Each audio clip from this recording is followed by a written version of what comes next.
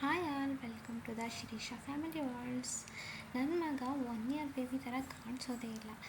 ಎಷ್ಟು ಆ್ಯಕ್ಟಿವ್ ಆಗಿದ್ದಾನೆ ಅಂದರೆ 3 ಇಯರ್ಸ್ ಏನೋ ಆಗಿದೆ ಈ ಮಗುಗೆ ಅನ್ನೋ ಥರ ಅಷ್ಟು ಆ್ಯಕ್ಟಿವ್ ಆಗಿದ್ದಾನೆ.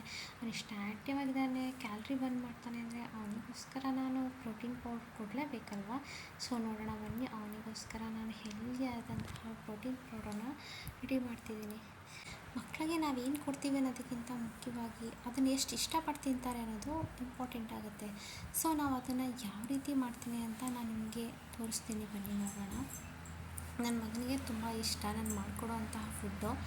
ನಾನಿಲ್ಲಿ ತೊಗೊಂಡಿರೋವಂತಹದ್ದು ಗೋಡಂಬಿ, ಬಾದಾಮಿ, ಕುಂಬಳಕಾಯಿ ಬೀಜ, ಅವಲಕ್ಕಿ, ಸ್ವಲ್ಪ ಸೋರೆಕಾಯಿ ಬೀಜ ಮತ್ತು ಸ್ವಲ್ಪ ಸೂರ್ಯಕಾಂತಿ ಬೀಜ ಎಲ್ಲನೂ ಸಹ ಮೀಡಿಯಮ್ ಫ್ಲೇಮಲ್ಲೇ ಇಟ್ಕೊಂಡು ಅದನ್ನು ಸ್ವಲ್ಪ ಫ್ರೈ ಮಾಡ್ಕೊತೀನಿ. ಯಾಕಂದರೆ ಪೌಡ್ರನ್ನ ಸ್ವಲ್ಪ ದಿನ ಸ್ಟೋರೇಜ್ ಮಾಡ್ಕೋಬೇಕಲ್ವ, ಒಂದೇ ದಿನ ಏನು ಖಾಲಿ ಆಗಲ್ವಲ್ಲ. ಸೊ ಈ ರೀತಿ ಎಲ್ಲನೂ ಕೂಡ ಫ್ರೈ ಮಾಡ್ಕೊತಾ ಇದ್ದೀನಿ.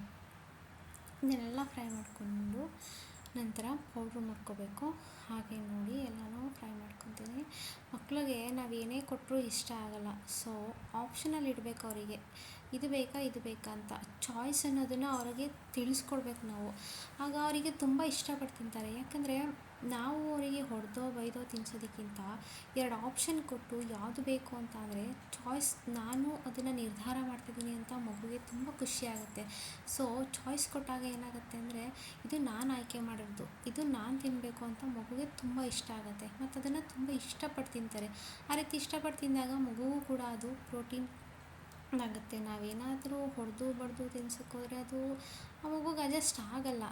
ನಮ್ಮ ಬಲವಂತಕ್ಕೆ ತಿಂತಾರೋ ಹೊರತು ಅವ್ರು ಪ್ರೀತಿಯಿಂದಾಗಿ ಇಷ್ಟಪಟ್ಟು ಯಾವುದೇ ಕೆಲಸ ಆಗಲಿ ಇಷ್ಟಪಟ್ಟೇ ಮಾಡಬೇಕಲ್ವ. ನೋಡಿ ನಾನು ಎಲ್ಲವನ್ನು ಹುರ್ಕೊಂಡು ತಂದಿದ್ದೀನಿ. ಪೌಡ್ರ್ ಮಾಡಬೇಕು ಅಂದರೆ ಇದು ಸಪ್ರೇಟಾಗಿ ಇಟ್ಕೊಂಡಿದ್ದೀನಿ. ಯಾಕಂದರೆ ಇದು ಸ್ವಲ್ಪ ದಪ್ಪ ದಪ್ಪ ಇದೆಯಲ್ವ, ಪೌಡ್ರ್ ಆಗೋಲ್ಲ. ಸೊ ಇದು ಸಪ್ರೇಟ್, ಇದು ಸಪ್ರೇಟ್ ಇಟ್ಕೊಂಡು ಪೌಡ್ರ್ ಮಾಡ್ತಾಯಿದ್ದೀನಿ. ನಾನು ಫಸ್ಟಿಗೆ ಇದನ್ನೆಲ್ಲ ಪೌಡ್ರ್ ಮಾಡ್ಕೊತೀನಿ. ಇದೆಲ್ಲ ಆದಮೇಲೆ ನೆಕ್ಸ್ಟು ಬಾದಾಮಿ ಮತ್ತು ಗೋಡಂಬಿನ ಸಪ್ರೇಟ್ ಪೌಡ್ರ್ ಮಾಡ್ಕೊಂಡು ಮಿಕ್ಸ್ ಮಾಡ್ತೀನಿ. ನೋಡಿ ಈ ರೀತಿ ಪೌಡ್ರ್ ಮಾಡ್ಕೊಂಡಿದ್ದೀನಿ. ಇದನ್ನು ನೀವು ಹಾಲಲ್ಲಾದರೂ ಮಿಕ್ಸ್ ಮಾಡಿಕೊಡಿ, ಇಲ್ಲ ನೀರಲ್ಲಾದರೂ ಮಿಕ್ಸ್ ಮಾಡಿಕೊಡಿ. ಇದನ್ನು ಡೈಲಿ ಒನ್ಸ್ ಕೊಡಿ ಸಾಕು. ಮಾರ್ನಿಂಗ್ ಆರ್ ಈವ್ನಿಂಗ್ ಯಾವ್ದಾದ್ರು ಒಂದು ಟೈಮಲ್ಲಿ ಕೊಡಿ. ಯಾಕಂದರೆ ಇದು ಡ್ರೈ ಫ್ರೂಟ್ಸ್ ಇರೋದ್ರಿಂದ ಮಕ್ಕಳಿಗೆ ಹೀಟ್ ಆಗಿಬಿಡುತ್ತೆ. ಸೊ ಈ ವಿಡಿಯೋ ನಿಮ್ಗೆ ಇಷ್ಟ ಆಗಿದ್ದರೆ ನನ್ನ ಚಾನಲ್ನ ಸಬ್ಸ್ಕ್ರೈಬ್ ಮಾಡಿ, ಶೇರ್ ಮಾಡಿ ಮತ್ತು ಕಮೆಂಟ್ಸ್ ಮಾಡಿ. ಏನಾದರೂ ತಪ್ಪಿದರೆ ಸಹ ಹೇಳಿ. ಇದು ನಾನು ಮಾಡೋವಂಥ ರೆಸಿಪಿ. ಇದನ್ನು ನಾನು 2-3 ಥರ ಮಾಡ್ತೀನಿ. ಸೊ ಒಂದು ರೆಸಿಪಿನ ಶೇರ್ ಮಾಡ್ಕೊಂಡಿದ್ದೀನಿ, ಮತ್ತೊಂದು ರೆಸಿಪಿನ ಸದ್ಯದಲ್ಲೇ ಶೇರ್ ಮಾಡ್ತೀನಿ. ಸೊ ನಿಮ್ಮ ಮಕ್ಳಿಗೂ ಕೂಡ ಕೊಡಿ, ತುಂಬ ಇಷ್ಟಪಟ್ಟು ತಿಂತಾರೆ.